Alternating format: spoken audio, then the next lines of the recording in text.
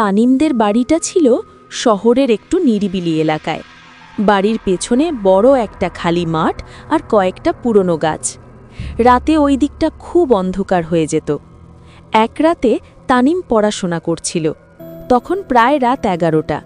হঠাৎ সে শুনতে পেল জানালায় হালকা একটা শব্দ, টক টক। তানিম ভাবল হয়তো বাতাসে গাছের ডাল লেগেছে। সে আবার পড়ায় মন দিল। কিছুক্ষণ পর আবার শব্দ, টক টক টক। এবার তানিম বিরক্ত হয়ে জানালার দিকে পাকালো, কিন্তু বাইরে কিছুই দেখা গেল না। চারদিকে শুধু অন্ধকার। সে আবার পড়তে বসল। হঠাৎ তার ফোনে একটা মেসেজ এলো, অচেনা নাম্বার। মেসেজে লেখা, জানালার দিকে তাকিও না। তানিম অবাক হয়ে গেল। সে তো কাউকে কিছু বলেনি।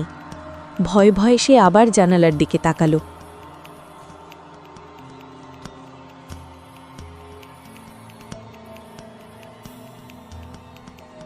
হঠাৎ সে দেখল জানালার একদম কাছে একটা ফ্যাকাশে মুখ, বড় বড় কালো চোখ আর অদ্ভুত হাসি। তানিম চিৎকার করে উঠল।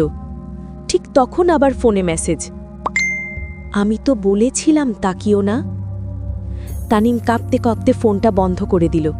সে বিছানায় উঠে কম্বল দিয়ে নিজেকে ঢেকে ফেলল। কিছুক্ষণ পর আবার সেই শব্দ, টক টক টক।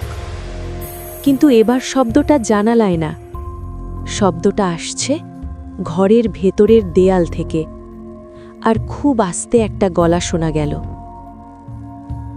জানালার বাইরে না, আমি তো এখন ভেতরে।